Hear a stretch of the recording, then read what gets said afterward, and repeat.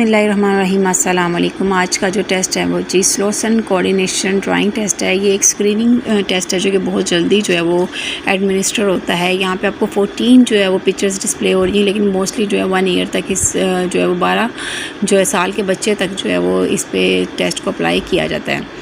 इस टेस्ट को करने का बेसिक मकसद जो होता है वो बच्चे की आई हैंड कोऑर्डिनेशन को चेक करना होता है कि वो इंटैक्ट है क्या नहीं है। अगर इंटैक्ट नहीं है तो ये मतलब उसे न्यूरो डेवलपमेंटल डिसऑर्डर हो सकता है, और अगर जो है वो नहीं है तो वो ठीक है, मतलब इंटैक्ट नहीं है। तो 10 से 15 मिनट में होता है। पेपर पेंसिल है, रेज़र वगैरह नहीं दी जाती बच्चे को।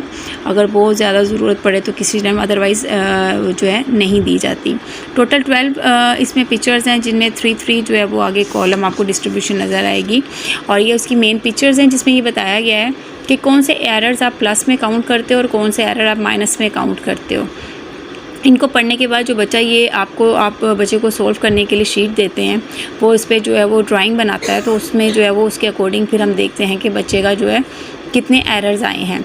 जैसे कि फर्स्ट जो होता है जो उसको कि बच्चा हर तरह का जो है वो स्क्रैबिंग कर सकता है, तो बच्चे के लिए हम लोग जो है वो उसी तरह उसे 3 नंबर प्लस के दे देते हैं। बाकी तमाम में जो है कुछ प्लस और माइनस में उसके जो नंबर आ रहे होते हैं वो नीचे हम ऐड करते जाते हैं, और इस तरीके से जो है वो बच्चे का जो है फिर टेस्ट में एट द एंड जो है वो हम उसको जो है वो उसकी स्क्रीनिंग करते हैं कि कितने मार्क्स आए हैं, और उस हिसाब से बच्चे में आई हैंड कोऑर्डिनेशन किस हद तक जो है वो इंटैक्ट है और इंटैक्ट नहीं है, मतलब ठीक है और ठीक नहीं है। जैसे कि ये बच्चा अगर ये 9 साल का है, सपोज़ कर रहे हैं बच्चा 9 साल का है और इसने जो है वो मुख्तलिफ पिक्चर्स बनाई हैं। उसके बाद जो है वो मैंने 9 साल को जो है वो रखा कि उसमें जो है वो इसके साथ कॉलम कितने हैं, एक पिक्चर के साथ 3 कॉलम है, और उसको मल्टीप्लाई कर दिया 9 से, क्योंकि वो 9 ईयर्स का है और 9 ईयर्स तक 3 कॉलम्स है हर जो है वो पिक्चर के साथ, तो वो 27 आ जाता है। और उसमें उसने कितने पॉजिटिव मुझे आंसर दिए हैं वो मैंने लिखा, और जब इसको मैंने माइनस किया तो मेरे पास एरर जो है वो बच्चे के डिफ़ाइन हो जाते हैं।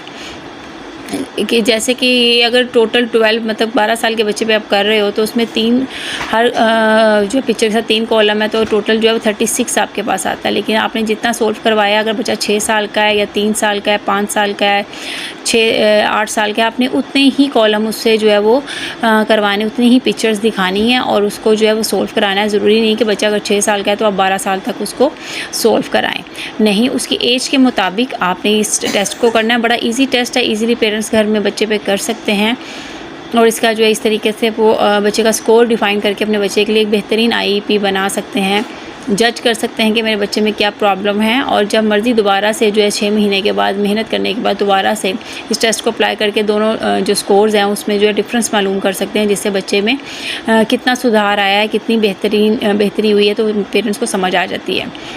अब जैसे कि इसके जो एरर हैं वो 12 हमें मिले हैं। 12 में हमने 9 ईयर्स देखना है कि 9 ईयर्स कॉलम में कहाँ है, जैसे ऊपर आपको नज़र आ रहा हो एज है और साइड पे तमाम एरर्स निकले हुए हैं।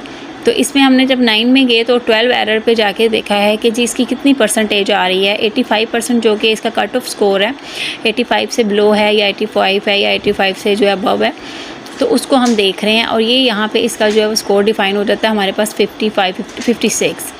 एक ये मेथड आ जाता है, एक फार्मूले के थ्रू भी आ जाता है, जिसमें आपको दोनों को जो स्कोर होते हैं वो नियर अबाउट एक दूसरे से होते हैं, और आपको जो है वो समझ आ जाती है कि बच्चे में कितनी जो है वो डिस्क्रिपेंसी है, कितनी ज़्यादा उसके आई हैंड कोऑर्डिनेशन उसका ठीक नहीं है, कोई न्यूरो डेवलपमेंटल डिसऑर्डर के चांस उस बच्चे में हैं, तो आप इजीली डिफ़ाइन कर सकते हैं। इस तरह आपने ये उसका एरर डिफ़ाइन कर लिया, और ये तमाम चीज़ें जो कि पहले मैंने बताया, ये 12 जो है उसके एरर्स थे, और उसको हमने इधर जो है वो आके शीट में, स्कोरिंग शीट में देख लिया, और फिर हमें जो है वो स्कोर जो है वो डिफ़ाइन हो जाता है बच्चे का, जो कि है 56% जो है, यानी कि ये बिलो 85 है, तो बच्चे में आई हैंड कोऑर्डिनेशन जो है वो इंटैक्ट है।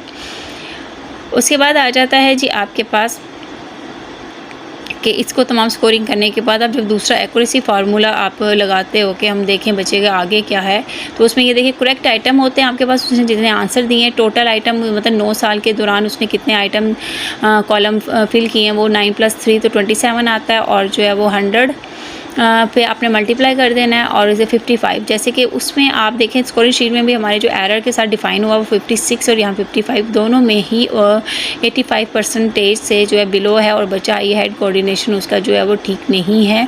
मतलब न्यूरो डेवलपमेंटल डिसऑर्डर कोई हो सकता है, जिसके लिए आगे फर्दर फिर आपको कोई और स्केल जो है वो अप्लाई करना पड़ता है, चेक करना पड़ता है ये देखने के लिए कि कौन से कैटेगरी में जो है वो बच्चा शामिल है। फिर बच्चे पे उसी हिसाब से बेहतरी कर लाने के लिए आपको आईपी बनाने होते हैं।